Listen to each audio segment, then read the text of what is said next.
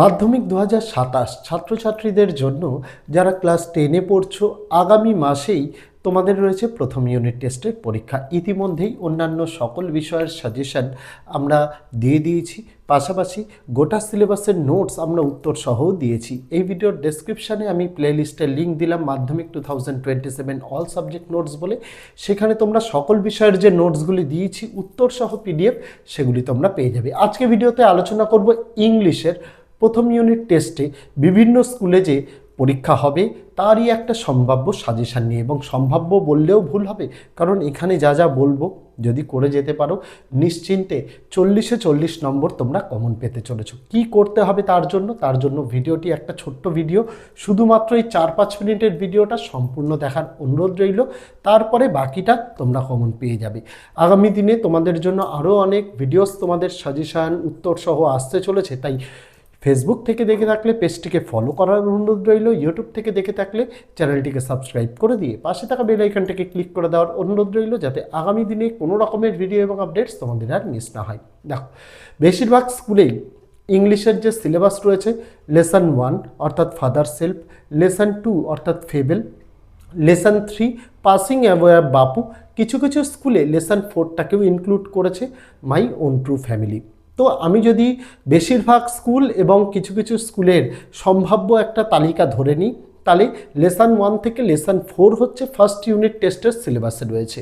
এবার সিনের মধ্যে যে প্রোস আর পোয়েমটা রয়েছে সেখান থেকে কোনটা ইম্পর্টেন্ট।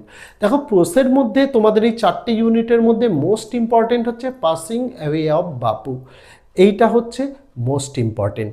এখান থেকে তোমরা প্রশ্ন উত্তর প্র্যাকটিস করবে। প্রশ্ন উত্তর প্র্যাকটিসের জন্য তোমাদের যে টেক্সট বইয়ে যে প্রশ্ন উত্তরগুলো রয়েছে সেগুলো করলে হবে না, তোমাদের বিগত বছরে যারা পরীক্ষা দিয়েছে বিভিন্ন টেস্ট পেপার, সেটা এবিটিএ টেস্ট পেপার হোক, ডাব্লিউবিটিএ হোক, ডাব্লিউবিএইচএ হোক, যে কোনো প্রকাশনা সংস্থার টেস্ট পেপার বা বোর্ডের যে টেস্ট পেপারটি ছিল সেই টেস্ট পেপার থেকে পাসিং অ্যাওয়ে বাপু থেকে যে সকল প্রশ্ন উত্তরগুলো আছে, যেই রকম তোমাদের এমসিকিউ রয়েছে, true false with supporting statement রয়েছে, ফিল ইন দ্য ব্ল্যাঙ্কস, এইগুলো ভালো করে প্র্যাকটিস করতে হবে। এইটা থেকেই তোমাদের কিন্তু ফার্স্ট ইউনিট টেস্টে প্রোস তোমাদের আসতে চলেছে।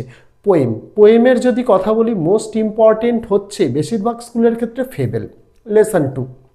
যে সকল স্কুলে lesson 4 my own true family রয়েছে তারা মাই ওন ট্রু ফ্যামিলিটাও করে যাবে। এখানেও আমি একই কথা বলবো যে প্র্যাকটিসের জন্য তোমাদের টেক্সট বুকে যে প্রশ্ন উত্তরগুলো রয়েছে সেগুলো যথেষ্ট নয়।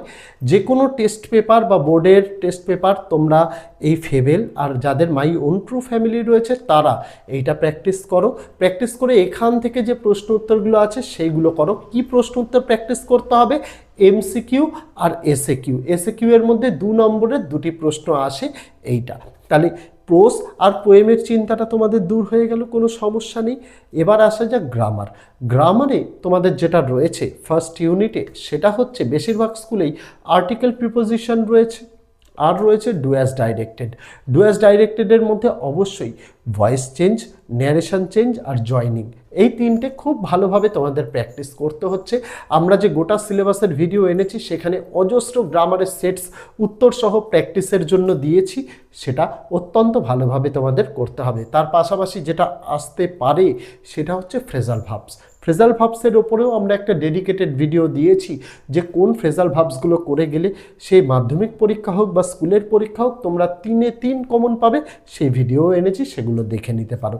গ্রামারের পোর্শন এটুকু ছিল। এবার আসা যাক যদি রাইটিংয়ের জন্য তোমাদের ফার্স্ট ইউনিটের জন্য মোস্ট ইম্পর্টেন্ট হচ্ছে লেটার রাইটিংয়ের জন্য কি ধরনের লেটার রাইটিং ইম্পর্টেন্ট? মাত্র 2টো ধরনের লেটার রাইটিং ইম্পর্টেন্ট। এক হচ্ছে এডিটোরিয়াল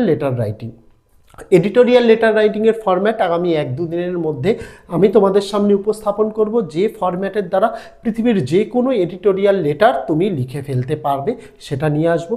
আর একটা হচ্ছে লেটার রাইটিংয়ের ফরম্যাট, সেটা হচ্ছে অফিসিয়াল। এডিটোরিয়াল লেটারও একটা অফিসিয়াল লেটার, কিন্তু তার মধ্যেও যে হেডমাস্টার বা হেডমিস্ট্রেসকে লিখতে হয় লিভ ফর অ্যাবসেন্স, অর্থাৎ তোমার অনুপস্থিতির কারণ জানিয়ে বিদ্যালয়ে একটা চিঠি দিতে হবে। এই ধরনের লেটার তোমাকে প্র্যাকটিস করতে হচ্ছে। তার পাশাপাশি বিভিন্ন স্কুলে বিভিন্ন রকমের আমরা দেখেছি সিলেবাসে রয়েছে, কোনো স্কুলে রিপোর্ট রাইটিং রয়েছে, নোটিশ রয়েছে, প্যারাগ্রাফ রয়েছে, এগুলো নিয়ে আলোচনা করছি না। তার কারণ কি? তার কারণ লেটার রাইটিং সব স্কুলেই কম বেশি কিন্তু এবছর দিতে চলেছে। পাশাপাশি কোনো স্কুলে যদি প্যারাগ্রাফ রাইটিং আসে, প্যারাগ্রাফের বিভিন্ন টপিকস রয়েছে যেগুলো আমরা চ্যানেলে আগে আলোচনা করেছি, সেগুলি দেখতে পারো। রিপোর্ট রাইটিংয়ের ফরম্যাটটিও আমি আগামী 1-2 দিনের মধ্যে দিয়ে দেবো, যেটার দ্বারা যে কোনো রিপোর্ট তোমরা লিখতে পারবে। আশা রাখছি এই জিনিসগুলি যদি মেনে চলো, প্রথম ইউনিট টেস্টে 40-এ 40 কমন পেতে কেউ আটকাতে পারবে না। আর গোটা সিলেবাসের আমাদের ভিডিওটি যদি না দেখে থাকো, যেখানে তোমাদের জন্য সিন, আনসিন, প্রোস, পোয়েমের মধ্যেই গ্রামার্স, রাইটিং, বিভিন্ন ধরনের ফরম্যাট দিয়ে সমস্ত কিছু দিয়েছি। এই ভিডিওর ডেসক্রিপশানে আমি সেই ভিডিওর লিঙ্কটা দিয়ে রাখলাম, দেখতে ভুলো না। তো আজকে ভিডিওতে এটুকুই ছিল ছাত্রছাত্রীরা। দেখা হচ্ছে তোমাদের সঙ্গে আগামী দিন অন্য কোনো বিষয়ে, অন্য কোনো ভিডিও নিয়ে। ততদিন সব করে ভালো থেকো, সুস্থ থেকো।